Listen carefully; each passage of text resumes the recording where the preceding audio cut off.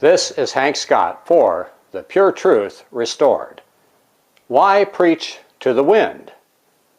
Some, like teachers finally retired, discover their life's work suddenly at an end, longing to do what they have always done, but no longer able, after devoting years of their lives to the effort.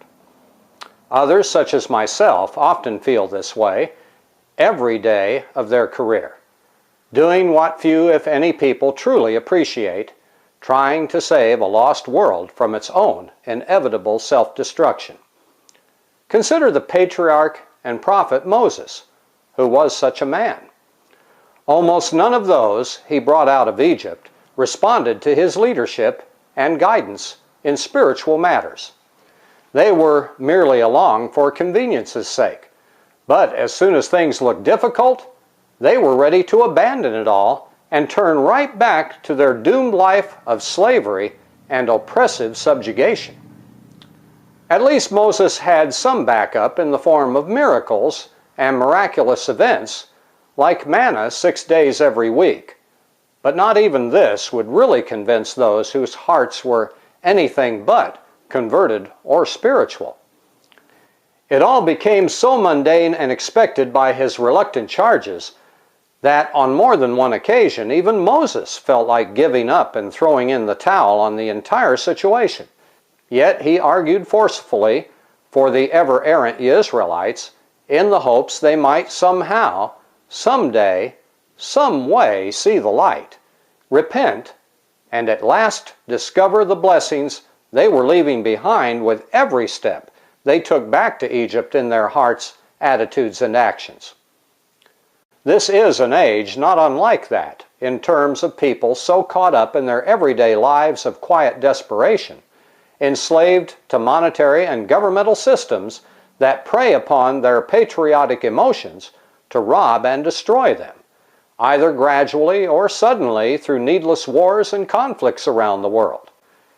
How many today look first for spiritual guidance, seeking out the advice that only their Creator can provide them, compared to the nearly unanimous majority who are doing whatever seems right in their own eyes? From earliest childhood to the aged elderly, everyone seems to follow the dictates of blinded hearts, seeking after blind leaders, and together they stumble through their lives toward the ultimate ditch of death, unable to see, unwilling to acknowledge, and utterly unaware of the disasters that lie in store for all who take the broad, wide, easy-to-traverse highway that leads only to ultimate destruction in the end. Extremely rare are those precious few who, casting about for a better way, a real solution to life's vexing issues and troubling abrupt end, seek to find a less obvious, almost concealed gate and boulder-strewn path that, however difficult and painful to endure, leads finally to all the blessings everyone else seeks in all the wrong ways, but can never have without first giving up their own deceitful, hurtful, harmful ways, thoughts, and actions. It is for the sake of anyone who would dare discover this abandoned way that, faced with little or no appreciation for my life's work and effort every day, I struggle onward and make the daily effort to teach, lead, guide, and counsel. If only there were more in this age who sought out inspired spiritual advice and were willing to accept and heed it, this world and its peoples would be so much more blessed, and their suffering, deaths, and destruction would end.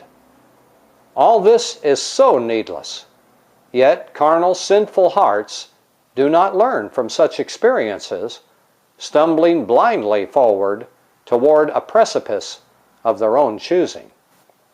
The prospect of guiding even one sinner, spiritual lawbreaker or felon, away from the terminal penalty and toward the light of merciful forgiveness and true salvation from the dictates of sinful human nature, through obedience to the spiritual law everyone today seeks to ignore, condemn, blame, and unjustly vilify is what keeps me going. This is why I preach to the wind, and have done so for more than 34 years, mostly in vain. I cannot know which way the wind will blow next, but if there is one thing that is as certain as the changing seasons, this will all surely come to an end one day. The longer the storm has galed and spent its violent force and fury upon the face of the earth, driving all living creatures to seek shelter from the terrible tempest, the more sudden and unexpected will be its absence. When the sky clears, so peaceful calm and real safety can at long last prevail.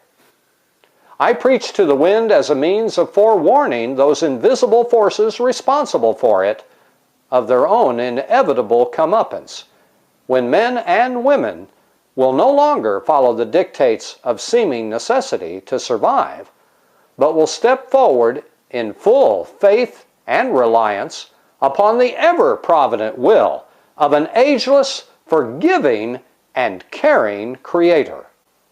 May Creator Yahweh speed that day.